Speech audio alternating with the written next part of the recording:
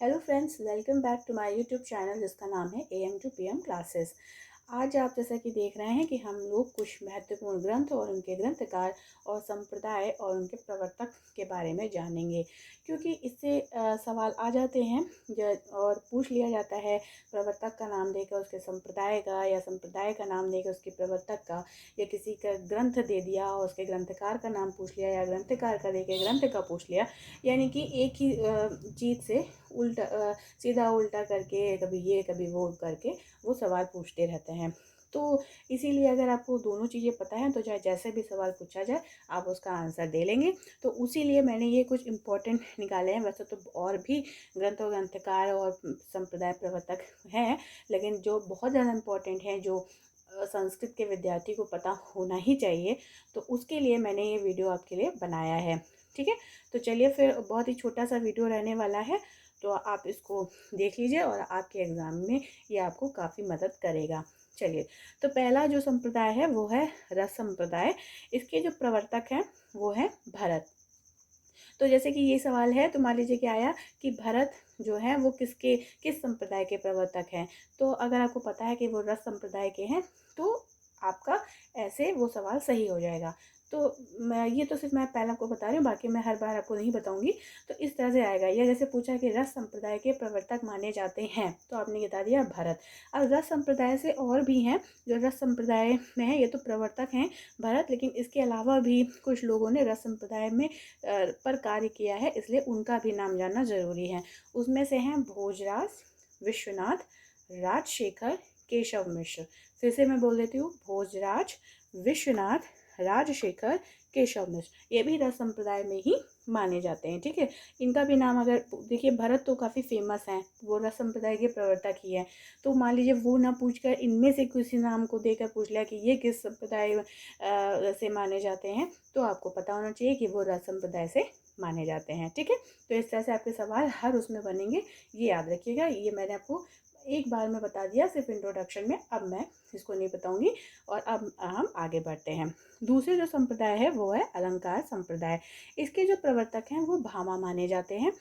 तो इसमें अलंकार संप्रदाय में भी और भी जो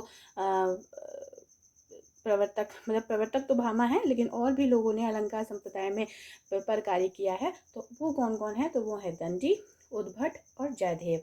तो इनको भी अलंकार संप्रदाय से ही से जोड़ा जाता है। ठीक है, फिर है रीति संप्रदाय।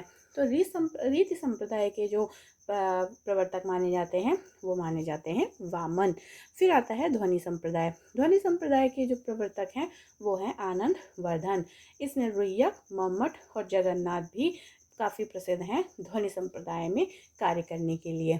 ठीक है, तो सिर्फ आनंद वर्धन को तो याद ही रखिएगा, लेकिन रुय्यक, मम्मट और जगन्नाथ को भी याद रखिएगा। ऐसा भी पूछा सकता है कि निम्न में कौन ध्वनि संप्रदाय से संबंधित नहीं है, तो आपको पता होना चाहिए कि कौन कौन है। तो जो रुय्यक, मम्मट, जगन्नाथ और भी हैं, लेकिन ये फेमस हैं। ठीक है, तो जो और होंगे उसमें आप देखिएगा कि अगर आपको ऑप्शन ये नहीं मिल रहा होगा तो वो नहीं होंगे। ठीक है, चलिए, अगला है काव्य प्रकाश। तो काव्य प्रकाश को जो ग्रंथकार हैं वो हैं मम्मट। कौन है, मम्मट।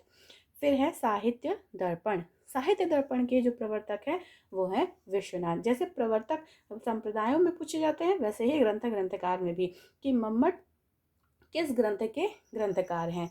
तो आपको पता होगा काव्य प्रकाश, तो आप वहाँ पर अपना उत्तर सही कर लेंगे। या पूछा जाए कि काव्य प्रकाश के ग्रंथकार हैं, तो आप बताइए, आपको पता ही है मम्मट, तो आपका आंसर वहाँ सही हो जाएगा।